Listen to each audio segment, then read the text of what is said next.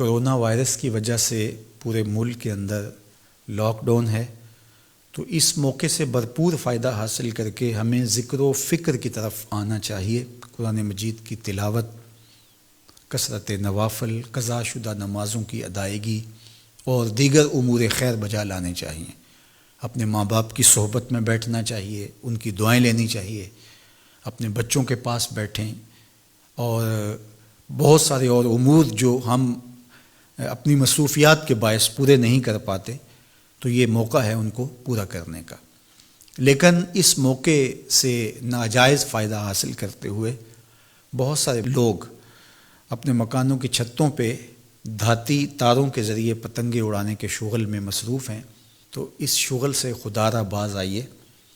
یہ موقع ایک دوسرے کی مدد کرنے کا ہے، نصرت اور اعانت کرنے کا ہے، نہ یہ کہ مکانوں کی چھتوں پہ کھڑے ہو کے آپ خونی کھیل کھیلیں اور دھاتی ڈور کے ذریعے سے لوگوں کے گلے کٹیں اور لوگوں کو نقصان ہو۔ تو اس سے خدا را ہمیں خود بھی باز آنا چاہیے اور اپنے بچوں کو بھی اس سے روکنا چاہیے، ان کی حوصلہ شکنی کرنی چاہیے۔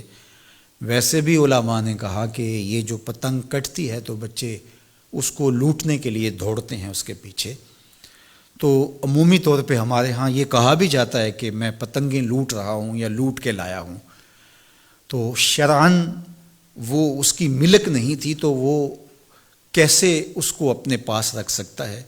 تو یہ ایسا گناہ ہے جس کو گناہ نہیں سمجھا جاتا، اور بچپن میں معصوم ذہن پر لوٹ مار کا تصور اس سے ابھرتا ہے، اور آج وہ پتنگ لوٹ کے لایا ہے تو کل بڑا ہو کے بڑا لٹیرا بنے گا۔ تو یہ ماں باپ کو سوچنا چاہیے کہ پتنگ لوٹنے کا عمل لوٹنے کی ایک مشق ہے، اور بچہ اس کو کوئی برائی نہیں سمجھ رہا اور اس کو گناہ نہیں سمجھ رہا، حالانکہ یہ مال لقطہ ہے۔ اور اگر کسی نے پتنگ لوٹ لی یا ڈور لوٹ لی تو ہمارے فقہا نے لکھا ہے کہ 6 ماہ تک اس کا اعلان کرے، مالک کے نہ ملنے کی صورت کے اندر اس کو صدقہ کرے، وہ خود پھر بھی نہیں رکھ سکتا ہے، چونکہ یہ مال لقطہ کے حکم کے اندر ہے۔ تو عمومی طور پہ ہم بچے کو بھی شاباش دیتے ہیں، اس کو بڑا دلیر قرار دیتے ہیں کہ اس نے اتنی پتنگیں لوٹی، آج اس کا یہ کمال ہے۔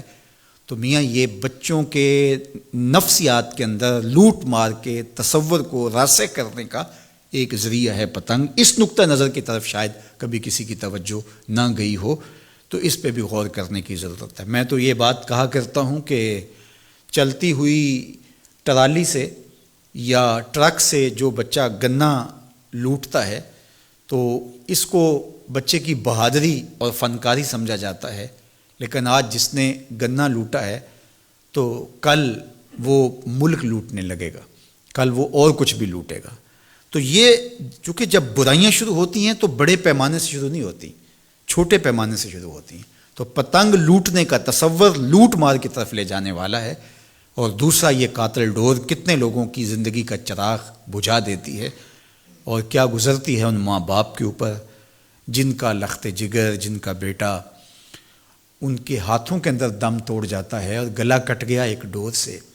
اور ایسے واقعات ہم کتنے سنتے ہیں۔ تو میں گزارش کروں گا کہ اس خونی کھیل سے باز رہا جائے۔